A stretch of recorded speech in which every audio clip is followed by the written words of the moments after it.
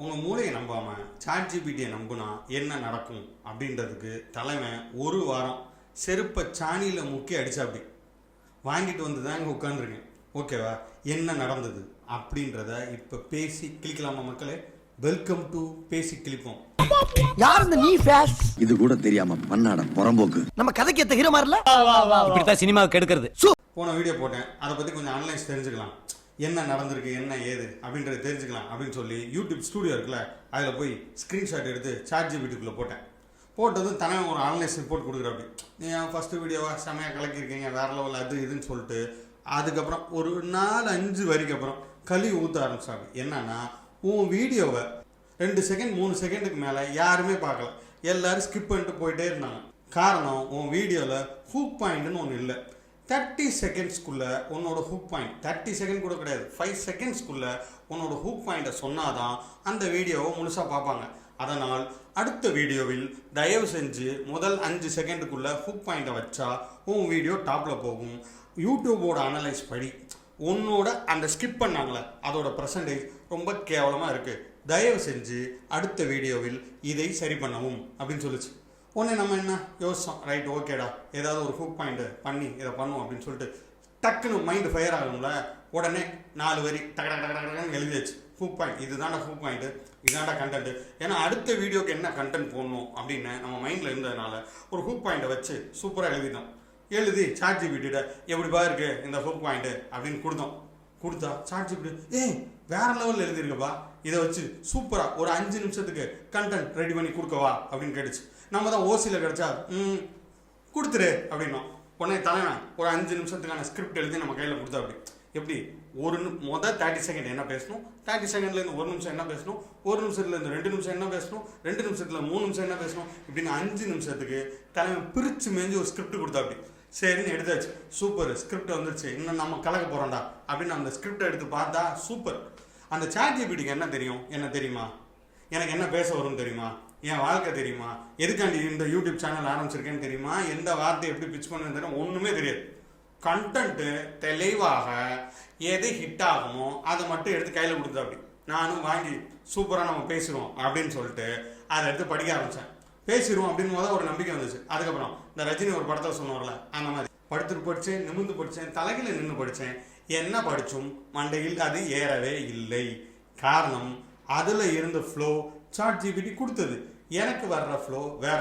ஆனால் பார்த்ததும் சூப்பராக இருந்துச்சு அப்படின்னு தோணுச்சு. இந்த வடிவேலு ஒரு படத்தை சொல்லுவாப்புல, நல்லா தானே இருக்குது அந்த கேட்டகரி, ரைட்டு எடுத்தாச்சு படித்தாச்சு, ஒரு வாரமாக குட்டிக்காரன் அடித்து அதை மக்கப்பும் பண்ணியாச்சு.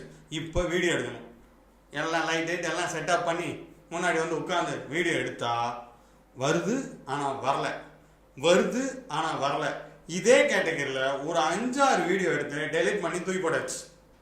ஃபைனலாக ஒரு வீடியோ ஒரு வழியாக மக்கப் பண்ணி முக்கி திணறி நேற்று ஒரு வீடியோ எடுத்து எடிட் பண்ணி எல்லாம் பார்த்து ஓகேடா இது ஓகே 100% ஓகே இல்லை பட் ஓகே அப்படின்ற ரேஞ்சில் அது இருந்தோம். அங்கங்கே பட்டிட்டிங்கிறீங்களாம் பார்த்து நண்பர் ஒருத்தருக்கு அனுப்பிச்சி விட்டேன். அவருக்கு ரொம்ப நெருக்கமான நம்பர், இந்த தயவு தாட்சம்லாம் பார்க்க மாட்டாப்புல. அவரும் சாட்ஜிபிடி மாதிரியே என்ன பண்ணாருன்னா, ஒரு வாரம் ஒன்றுக்கு அடிக்காத மாதிரி மூஞ்ச ஏன்டா இவ்வளோ சீரியஸாக வச்சுட்டு இப்படி ஒரு வீடியோ போட்டிருக்க அப்படின்னு கேட்டா அப்படி. ரைட்டு, நான் எடுத்து திருப்பி எடிட் டேபிளில் நான் எடிட் பண்ணதை பார்த்தா எஸ், ஒரு வாரம் ஒன்றுக்கு அடிக்காத மாதிரி தான் மூஞ்சிருச்சு. சில சமயம் நம்ம வீட்டில் நடக்குங்களா, ஒரு விஷயத்தை தேடுவோம், நம்ம கண்ணு முன்னாடி தான் நிற்கும், ஆனால் நமக்கு தெரியாது.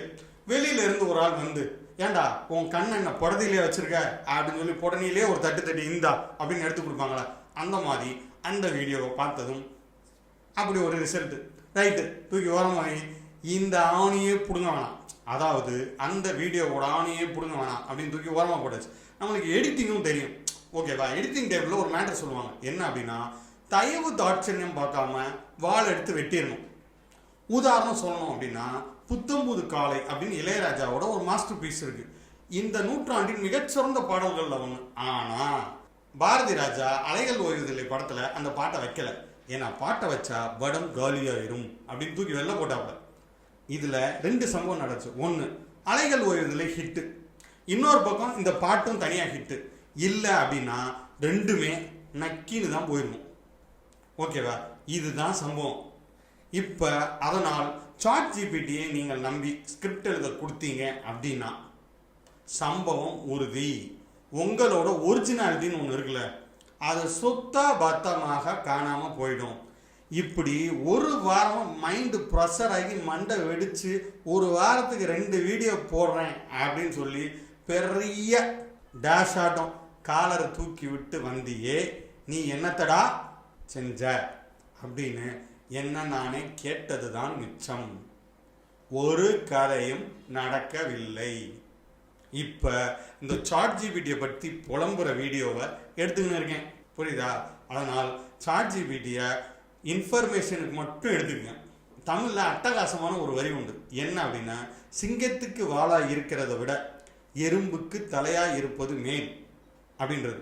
இது எதுக்குடா? இதுக்கும் சாட் ஜிபிடியும் என்னடா சம்பந்தம் அப்படின்னு கேட்டால், சாட் ஜிபிடியை நீங்கள் வாளாக வச்சுக்கிற வரையும், அதாவது பின்னாடி இருக்க வாள், அந்த உரையில் எடுத்து வெட்டுற வாள் இல்லை, பின்னாடி இருக்கும்ல தொங்கும்ல அந்த வாள், ஏதோ ஒரு விலங்கோட பேரை சொல்லி அதை அசிங்கப்படுத்துறதுக்கு போல சும்மா எடுத்துக்காட்டுக்கு அதை சொல்கிறேன். சாட் ஜிபிடியை அந்த வாளாக வச்சுக்கோங்க, தலையாக வச்சுக்காதீங்க. வச்சிங்க அப்படின்னா மூளையை கலட்டி அது கையில் கொடுத்துட்ற மாதிரி ஒன்றும் கதை நடக்காது. அதனால் இந்த ஒரு வாரமாக நான் பட்ட பாடு இருக்கு சூப்பர். சரி, இந்த மூட் அவுட்லேருந்து வெளியில் வர்றதுக்கு ஏதாவது ஒரு படம் பார்க்கலாம் அப்படின்னு சொல்லி ஒரு படத்தை எடுத்து பார்த்தேன். இப்போ 2025 சமீபமாக 1 மாதத்துக்கு முன்னாடி ரிலீஸ் ஆன ஒரு படத்தை பார்த்தேன். படம் தரமான படம். அந்த படத்தில் சொல்லப்பட்ட முக்கியமான விஷயம் என்ன அப்படின்னா, ஏஐயை விட மனித மூளை பெருசு அப்படின்றத அந்த ஹீரோ செம தரமான சம்பவத்தை சொல்லிட்டு போனாப்புல. அந்த படத்தை பார்க்கும்போது எனக்கே அது சொன்ன மாதிரி இருந்துச்சு. மகனே இங்கே வா, சாட் ஜிபிடியை நம்பாத, ஏஐயை நம்பாத, உன்னால் யோசிக்க முடிஞ்சா யோசி, அதை பேசு, இல்லைன்னா அமுக்கிட்டு அடுத்த வேலையை பாரு அப்படின்றத அந்த படம் தரமாக நிறுத்தி நிதானமாக சொல்லியிருக்கு. அது என்ன படம், என்ன சொல்லுச்சு அப்படின்றத அடுத்த வீடியோவில் அற்புதமாக பார்க்கலாம். ஒருவேளை இந்த வீடியோவை இந்த 2 நிமிஷம் 3 நிமிஷத்தில் ஸ்கிப் பண்ணாமல் கடைசி வரையும் பார்க்க நீங்கள் வந்திருந்தால் இந்த வீடியோவுக்கு சப்ஸ்கிரைப், ஷேர், கமெண்ட் கொடுங்க மக்களே. அதை தாண்டி நீங்களும் இந்த சாட் ஜிபிடியை மாற்றி எங்கேயாவது சிக்கி சின்ன பின்னமாக இருந்தால் தயவு செஞ்சு அதை கமெண்ட்டில் சொல்லிட்டு போங்க, மற்றவங்களுக்கும் யூஸ்ஃபுல்லாக இருக்கும். மற்றபடி அடுத்த வீடியோவில் அந்த அற்புதமான ஏஐயை வச்சு சம்பவம் பண்ண அந்த படத்தோட சந்திப்போம். வட்டா.